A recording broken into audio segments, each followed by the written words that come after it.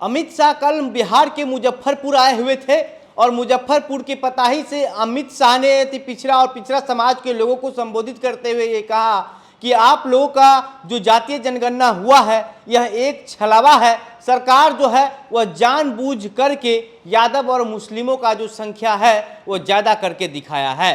जब जातीय जनगणना का बात हुआ था उस समय बिहार में एनडीए की सरकार थी और भाजपा ने जो है वह सपोर्ट किया था इसका, लेकिन भाजपा को इस बात की जानकारी नहीं थी कि जब जातीय जनगणना होगा तो नीतीश कुमार लालू यादव के साथ चले जाएंगे और लालू यादव के दबाव में आकर के मुस्लिम और यादव का संख्या अधिक बता देंगे।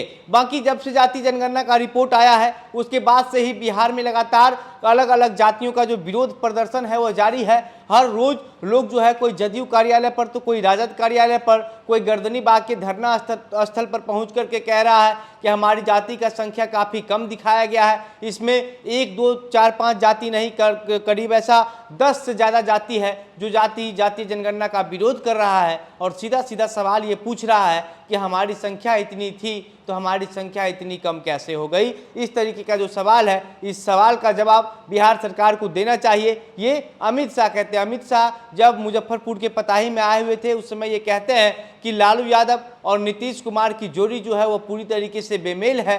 एक को देश का प्रधानमंत्री बनना है और दूसरे को अपने बेटे को मुख्यमंत्री बनाना है। नीतीश कुमार जी प्रधानमंत्री बनने का बात तो बहुत दूर है, आपको इंडिया गठबंधन की तरफ से जो है वह संयोजक भी नहीं बनाया गया। और लालू यादव को कहते हैं कि लालू यादव तो ऐसे लोग हैं जो जानबूझ करके तुष्टीकरण का राजनीति करते हैं ताकि उनका बेटा उनके बाद अब मुख्यमंत्री बन सके, परिवारवाद की राजनीति करते हैं। इन लोगों ने मिलकर के इंडिया गठबंधन सिर्फ इसलिए बनाया है ताकि नरेंद्र मोदी जी का विरोध किया जा सके। देश में जब कश्मीर में जो है वह आतंकियों का हमला हो रहा था लगातार, उस समय भी जब वहां से धारा 370 हटाया जा रहा था तो ये लोग जो है वह विरोध कर रहे थे।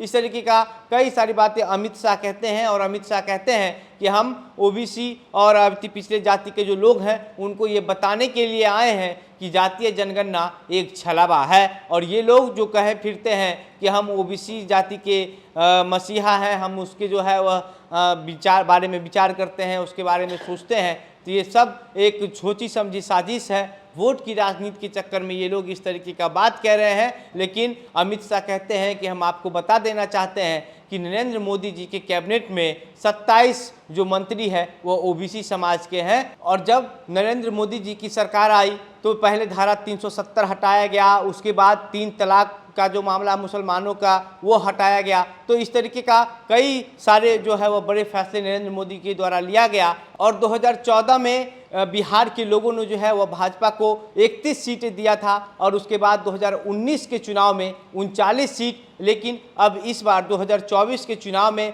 भाजपा को जो है वो लोग 40 का 40 सीट देने जा रहे हैं। 19 के चुनाव में मात्र 1 सीट की कमी रह गई थी और इस बार उसको भी जो है वो बिहार की जनता पूरा कर देगी, ये अमित शाह कहते हैं और लोगों से अपील करते हैं कि आप जो है भाजपा का सरकार बना करके देखिए, फिर देखिए कि हम लोग जो है वह देश की स्थिति या फिर राज्य की जो स्थिति है उसको कैसे बदलने का काम करेंगे। बाकी अमित शाह ने जिस तरीके का आरोप नीतीश कुमार और तेजस्वी यादव की सरकार पर लगाया है कि जानबूझ करके मुस्लिम और यादवों की जो आबादी है उसको बढ़ा करके दिखाया गया है, इस पर अब आप क्या सोचते हैं? क्या आपको भी ऐसा लगता है? अपनी बातें हमें कमेंट बॉक्स में लिखकर बताइएगा।